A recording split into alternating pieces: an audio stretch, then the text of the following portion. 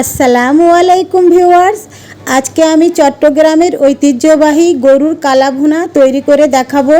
এটা আমি খুব সহজভাবে ঘরোয়া পদ্ধতিতে তৈরি করে দেখাচ্ছি। চলুন তাহলে দেখে নিই। এখানে আমি 1.5 কেজি গরু গোস্ত নিয়েছি, এখানে হাড় চর্বি সহ নিয়েছি। এখন দিয়ে দিচ্ছি 1 টেবিল চামচ করে আদা ও রসুন বাটা।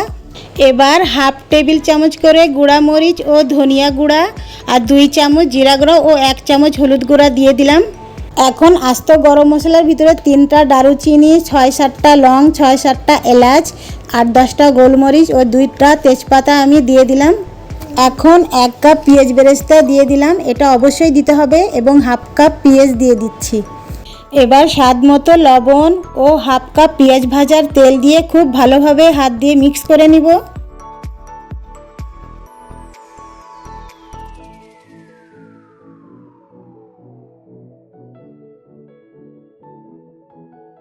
খুব ভালোভাবে মিশানো হয়ে গিয়েছে। এখন আধা ঘন্টা ম্যারিনেট করে রেখে দিব। এখন আধা ঘন্টার পর একটা প্যানে গোস্তগুলো ঢেলে দিব এবং নাড়াচাড়া করে মিডিয়াম টু হাই ঢেকে 5 মিনিট রান্না করে নিব। 5 মিনিট পর গোস্ত থেকে অনেক পানি বেরিয়েছে, এটাকে আরও কিছুক্ষণ ঢেকে রান্না করে নিব। কিছুক্ষণ পর ঢাকনা খুলে গোস্তটাকে খুব ভালোভাবে নাড়াচাড়া করে নিব এবং এটাকে ঢেকে আবারও 20 মিনিট রান্না করে নিব। এক্সট্রা কোনো পানি দেওয়া লাগবে না, এই পানিতে মাংসটা সিদ্ধ হয়ে যাবে। 20 মিনিট পর গোস্ত থেকে পানি শুকিয়ে এসেছে এবং গোস্তটাও সিদ্ধ হয়ে গিয়েছে। এবার আমি গোস্তটাকে বাগার দিয়ে দিব।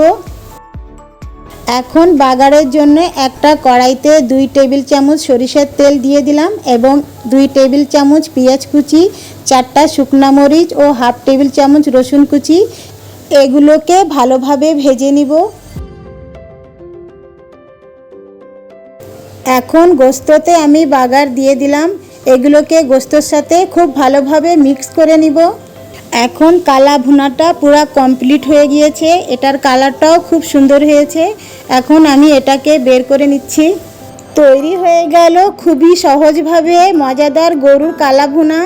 দেখুন এটা কতটা সফট এবং জুসি হয়েছে। আশা করি আজকের রেসিপিটি আপনাদের কাছে ভালো লেগেছে। যদি ভালো লেগে থাকে তাহলে অবশ্যই লাইক, শেয়ার এবং সাবস্ক্রাইব করবেন।